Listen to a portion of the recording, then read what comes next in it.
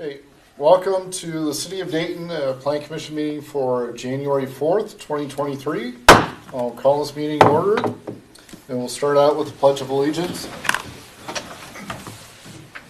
I'll pledge allegiance to the flag of the United States of America and to the republic for which it stands, one nation, under God, indivisible, with liberty and justice for all.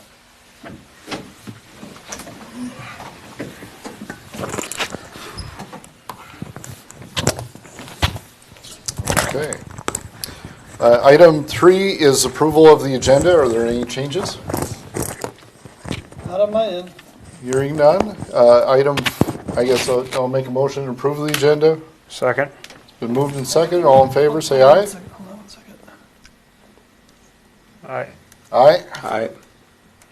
Opposed, same sign. And I should mention, I think Paul Crossland should be mentioned that he'll be coming in a little late. Item 4 is the consent agenda. The only item that we have is approval for the Planning Commission minutes for December 1st, 2022. Are there any changes? Oh, there you go. I'll make a motion to approve the minutes. I'll second. It's been moved and seconded. All in favor, say aye. Aye. Opposed, same sign. Motion approved. Item 5 is an open forum, which seeing nobody. Give them just a second with Okay. the Zoom. Oh, yeah, that's a very good point. We'll,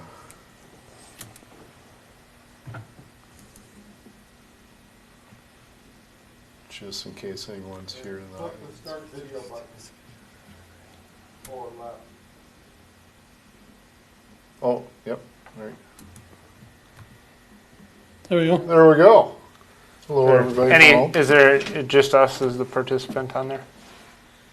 So far, yeah. Okay. Then go ahead. Nobody online, so for the open forum, we'll skip over that, seeing nobody is in attendance. Item 6 is council update, so Mr. Mayor. We paid bills. I think that was about it. We had one or two resignations from the fire department. And, consent, but yeah, there wasn't, I think there was no other items. Just paying bills, pretty much. It was just consent, Okay, not too dissimilar from what you got. all right. Pretty And thin today. you've not met yet for 2023? Correct. Okay. On the 10th, we will. Any questions for Mayor?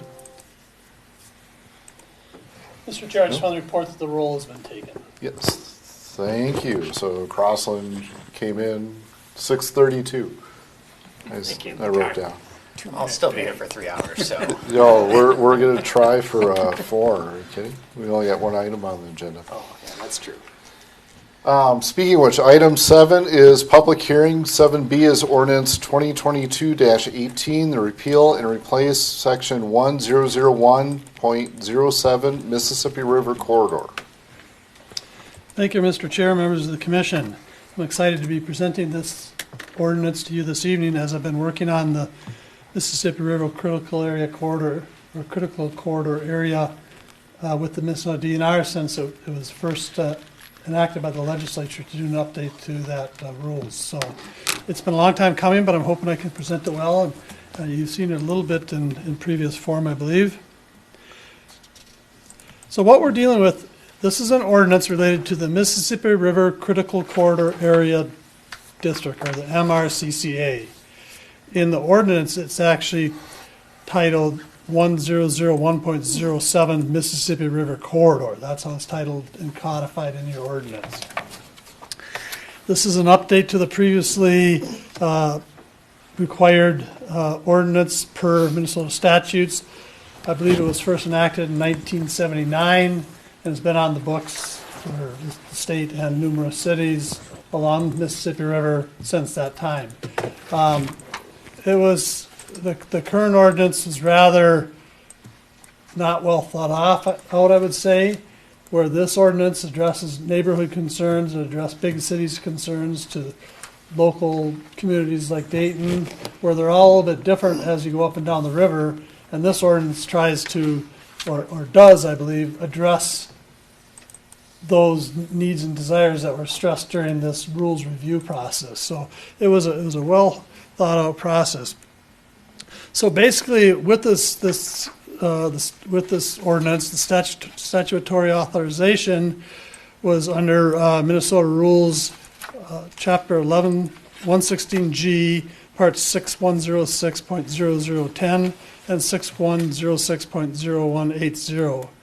And that's where the planning and zoning establishing legislation in Minnesota Rules 462 and 473.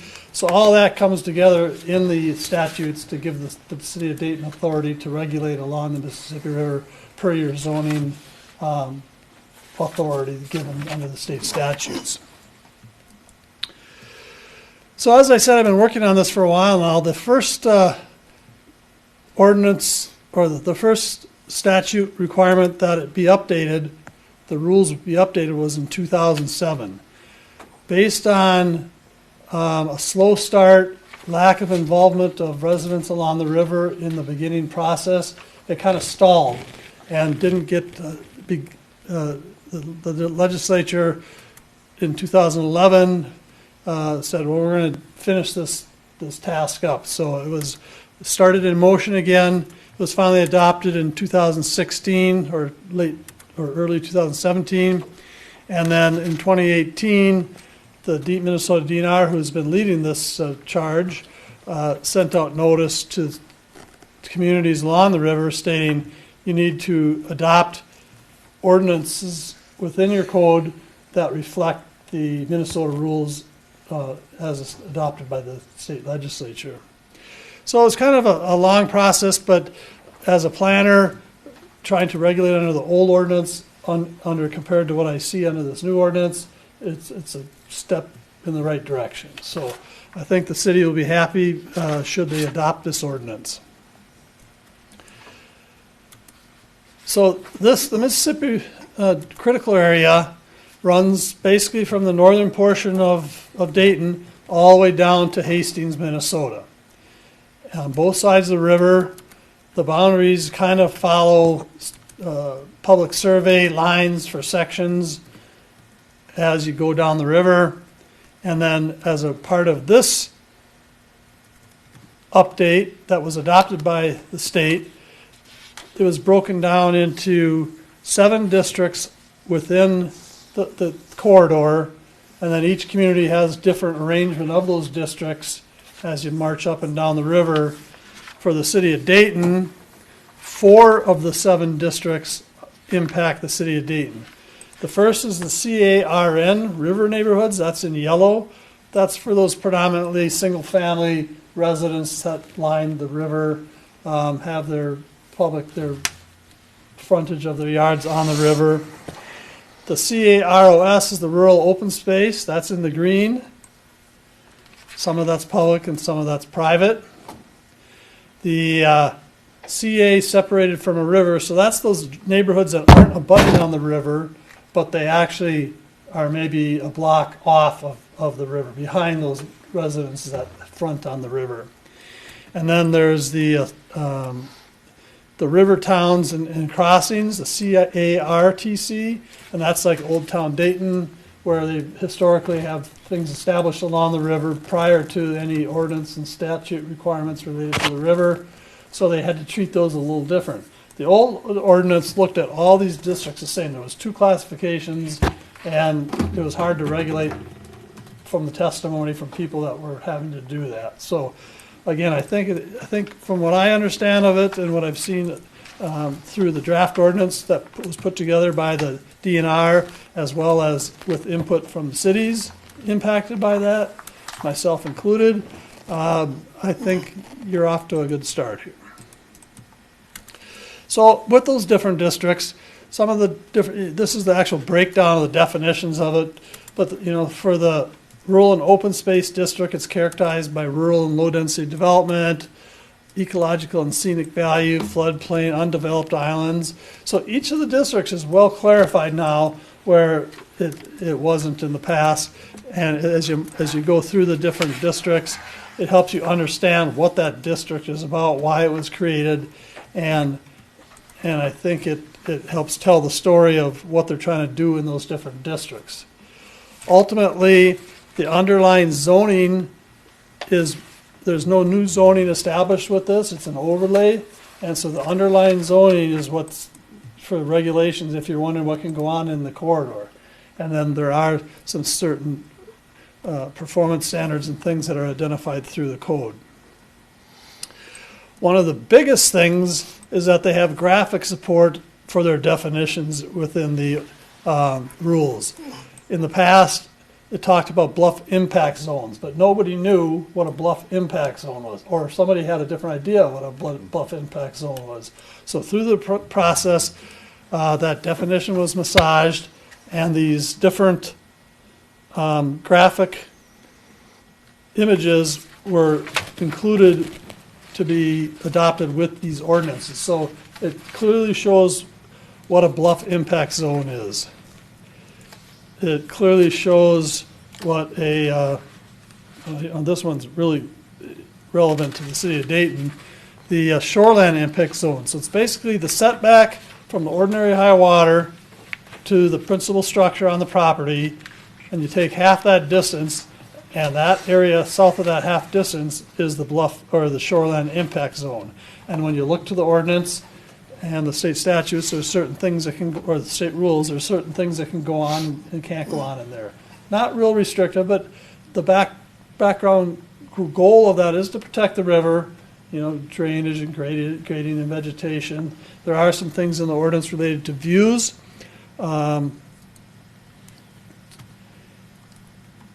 The council's expected to adopt this on January 24th. And then following that adoption, we need to send to the DNR for final approval. And then they send that on to the Metropolitan Council and the National Park Service. So your role tonight as the Planning Commission is to hold a public hearing, take testimony, review and discuss the ordinance, and recommend adoption of the ordinance 2022-1-18. Thank you, John. So we'll start with opening the public hearing. Is there anyone online? And you go back to that. Ask if there's anybody in the audience. Unless they're hiding, can't see anyone in the audience.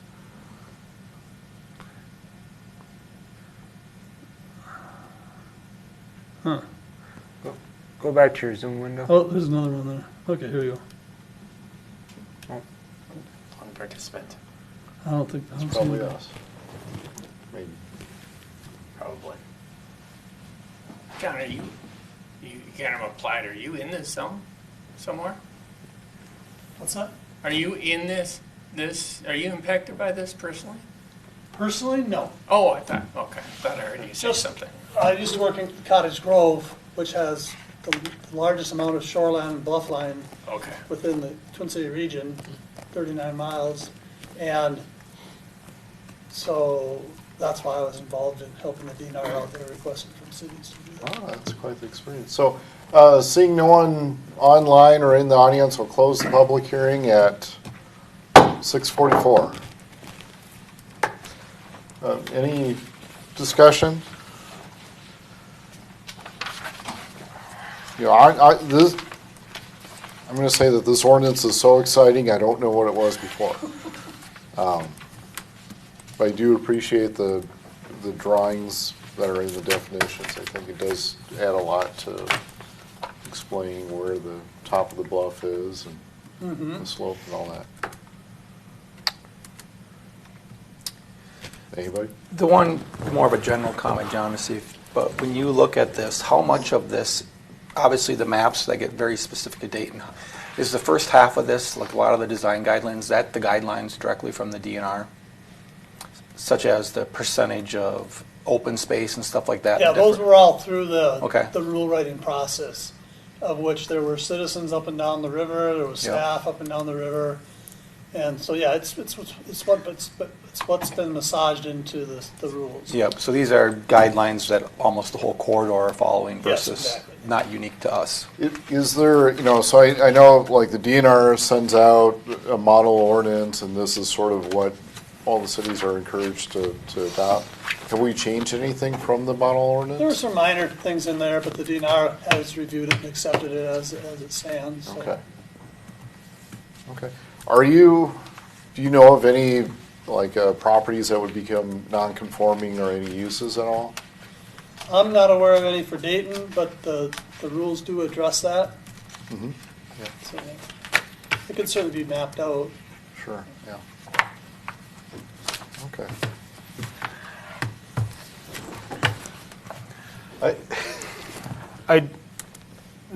Somewhat related to this ordinance, somewhat not. I know the city of Maple Grove has a couple bluff ordinances throughout their city in different areas. And I know we talk a lot about like preserving the natural features of the land.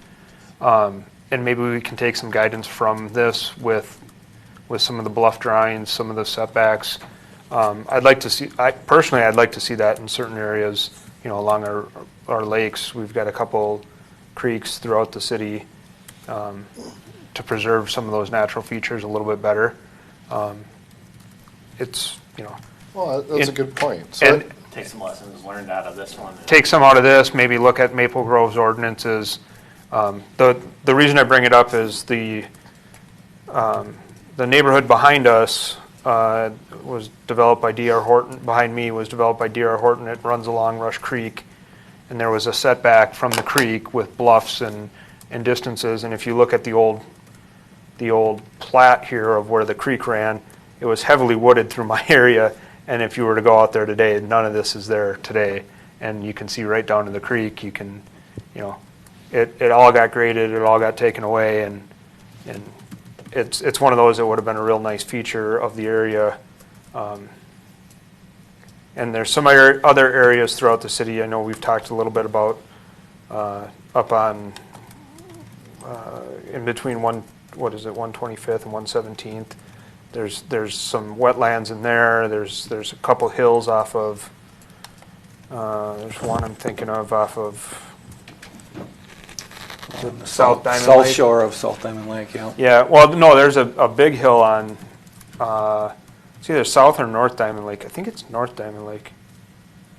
And it might not be in an area that's not developed for, 20 or 30 years, but it might be something we want to consider now so that when the city gets to that point, we're still thinking about preserving those natural features. Yeah, I think the important part is defining, what are those natural. yep. So you look at the river ordinance where it's, 20 feet essentially from the bottom and the top. Then you have to define, what is the. Right, understood. That's, you get in the creek where it might only be, the level of water is only 5 feet from the bluff. But yeah, I remember, I think it was the 2030 comp plan, we had like I don't know what the word is, but it was kind of natural corridors that we're trying to preserve, and They're still, I think, They we still still have exist. that? Okay. but They're somewhat of a challenge. yeah, every Every development, so. Well, yeah. the challenge is that we got to pay for it, it's or if we don't have enough in park dedication fees, That's stuff like exactly that. really what it If is. with that property, then all of a sudden, if it's too much land, we want protected, then we got to buy it, which. it's Makes not sense. this free thing. It's really But we what can it still boils down protect it. We just got to buy it. Yeah. Well, and some of it might get back to the grading of the land versus, restricting what can be graded out or what can be built on certain slopes, and in regards to that, still land that someone owns, it just can't be graded that way Right, for development. yeah. Related to the comments of expanded use of the material within this ordinance, one of my tasks today was putting together a memo on 2023 zoning code projects based on Alex's recommendations as he was leaving, based on the comp plan implementation portion, and then also based on, council direction when we were discussing cluster ordinances. So trying to take a look at what in the ordinance needs tweaking, and one of those that was on the list was, via the comprehensive plan, was the natural resource ordinance. And so I would imagine we could look at this as we go through that in the future. Sure. Okay. sounds good. Anything specific to this ordinance? No. No. You know, and it's a long and detailed ordinance, which I appreciate. It's easy to kind of glance over this and think, you know, you can't see any room for improvement. But that all comes out, you know, someone will figure out, you know, something that doesn't work, and we'll have to deal with it later on. But Yeah, I noticed that a lot of the things in here are still allowed via CUP too, like the height restrictions. Yeah. And, you know, my experience with these overlays on the river, because I just worked on a big project in Cottage Grove, is unless your property's actually on the river, it really doesn't have the significant impact. But if you're on the river, now, or you have a bluff on your property, there's a lot of things that kick in and should be kicking in. right. So I imagine, you know, if the downtown area redevelops, we're going to probably get into that pretty Yeah, it detailed. looks, I think it was 48 feet, which is 4 stories, so at the current time, it's probably what it would be anyway. Well, if it were right for development. Okay. Well, if there's no other discussion, is there a motion? I'll make a motion to approve the ordinance as presented. Okay, for recommendation for approval. Is there a second? I'll second. It's been moved by Brown, second by Demuth. All in favor, say aye. Aye. Aye. Aye. Opposed, same sign. Motion's approved. Really pushing for 3 hours, Paul. I know you're dragging it out. I know. So item 8 is notices and announcements.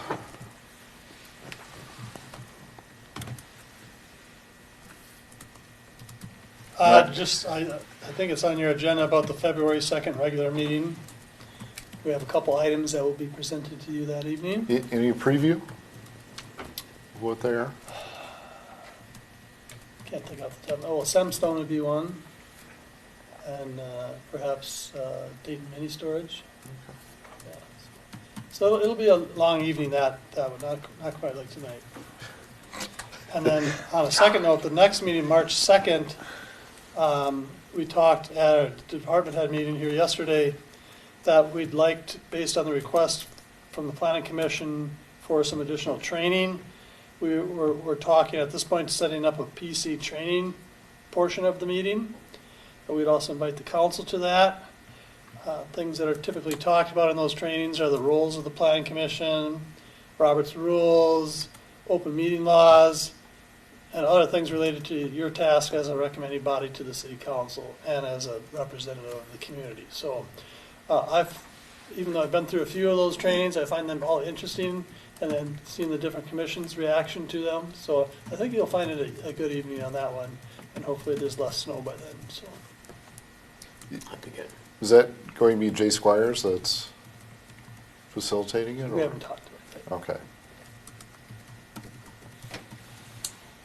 So that's, in terms of upcoming things, that's what I'm looking forward to for the commission. Okay. Any updates from Planning Commission? Just a question, do you guys have any update to share on just the schedule of some other upcoming things that maybe the Planning Commission will be asked about, like the transportation plan? I think, there was one other one. But I don't know, is there an agenda when what's going on, like when, I believe, well, I has believe, SRF been engaged, or they have selected a firm even yet? I believe it was on the 13th, was it, that council chose our firm, Landform Professional Services, to complete that transportation review and study that was put together as a RFP recently here. And the city administrator and my director, Kendra Lindahl, just were talking about that schedule, going over what was in the response to the RFP, and then where do we take it from here. And so they're kind of working through that now. But there's been a lot of work in looking at this information, so I think it shouldn't take too long to do that. But then if there are any amendments to the comprehensive plan, that would have to go before the Metropolitan Council. So, The one suggestion I had to keep in mind, and I'm happy that you guys, this firm was engaged, is just to start with data that everyone thinks is relatively accurate. I know last time we went through this, they were using the old comp plan, and a lot of those estimates were already almost wrong. So really think hard about what sort of estimates people are going to use in their modeling to help aid people in making those decisions.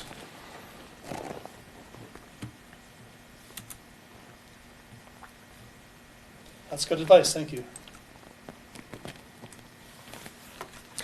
On the training, you said March 2nd? March 2nd. Is that a commission meeting?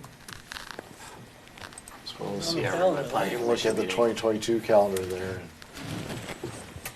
That's a regular planning commission, Regular, first one, okay. the first Thursday. I would, if we only have 2 items, I would just say, make sure that there's plenty of time. Well, right now, the deadline for the March Planning Commission meeting has passed. Okay, So there are no items for Two the March items. meeting other than what we put on there for city business. okay.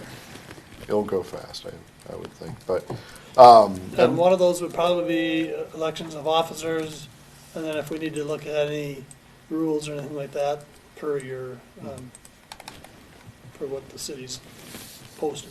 sure, okay. So, yeah, I just want to make sure there's, I was just gonna say, is that intention, is that, has there ever been, Hopefully there's a new member by then. Yeah, that was the other point. Yeah. have you guys put announcements out Yeah, stating the that publication that the city puts out, I can't think of the name of it right now. Dayton Communicator? Yeah, there you go. I guess there's a section in that, so when it comes out, you should be able to see that Okay. advertisement. okay. And then we're advertising for a city planner? They had one applicant on that, and I'm not sure where the direction of that is going. Okay. So if anybody at home is interested. And once they fill the city planner position, then they'll look at the associate planner. Okay. You were talking about the senior planner, Alex position? Yeah, the city Okay. planner, yep, They had one applicant. yes. But it was like right at the holidays, so it might have been. Yeah, that's true, but, Yeah, yeah, and I thought they had one assistant planner already in mind. yeah. Okay. Okay. Anything else? With that, it's 6:57, so we are adjourned. Thank you. You have to make a motion? Oh, is Make there a a motion to adjourn. Is there, it's been nay. moved. There's a second? I'll second. It's been moved and seconded to adjourn. All in favor, say aye. Aye. Aye opposed. Thank you. Forgot that part. Meeting adjourned.